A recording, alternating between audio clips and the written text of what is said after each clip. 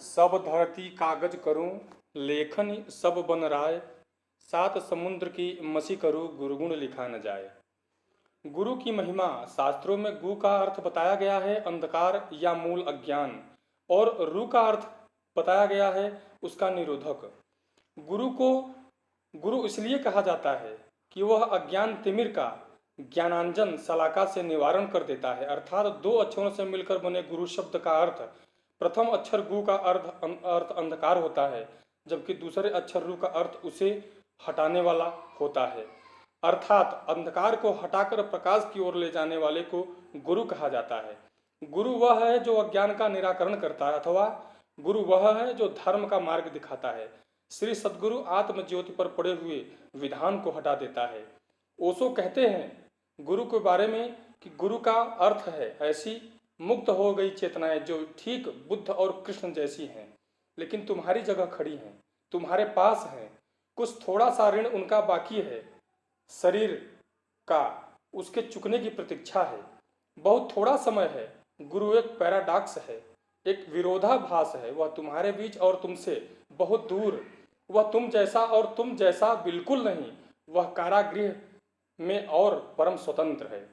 अगर तुम्हारे पास थोड़ी सी भी समझ हो तो इन थोड़े क्षणों का तुम उपयोग कर लेना चाहो, क्योंकि थोड़ी देर और है, फिर तुम लाख चिल्लाओगे सदियों सदियों तक, वो भी तुम उसका उपयोग न कर सकोगे।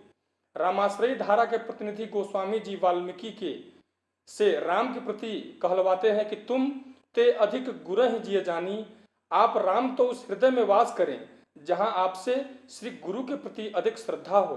लीला रस के रसिक भी मानते हैं कि उसका दाता सदगुरु ही है।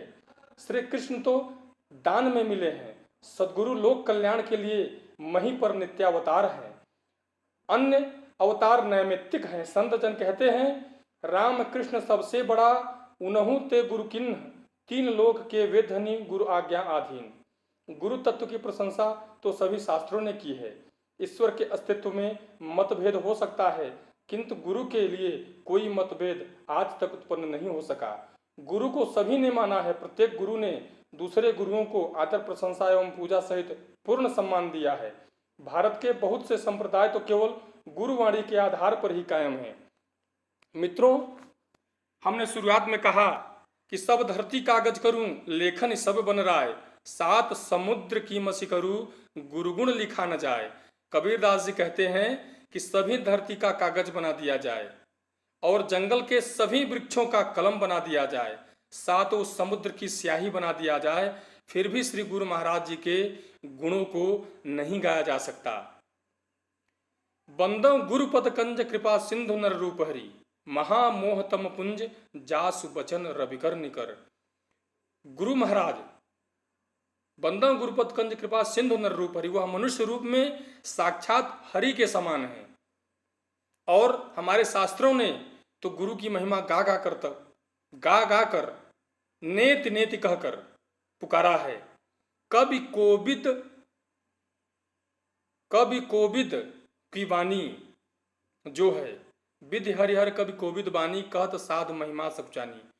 गुरु महाराज जी की महिमा का वर्णन नहीं किया जा सकता है। जो प्राणी गुरु नाम की सीढ़ी ले लगाए, ईश्वर रूपी गगन तक निश्चित पहुंचे जाए। गुरुवर नमो नमः। गुरु एक ऐसा शब्द है जिसमें सारा ब्रह्मांड समाया हुआ है।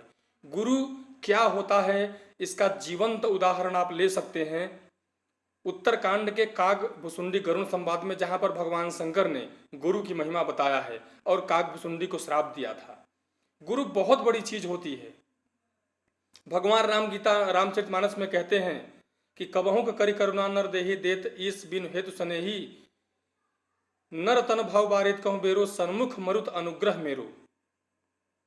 और करुण धार सदगुरु दृढ़ नावा, दुर्लभ साज सुलभ करि पावा।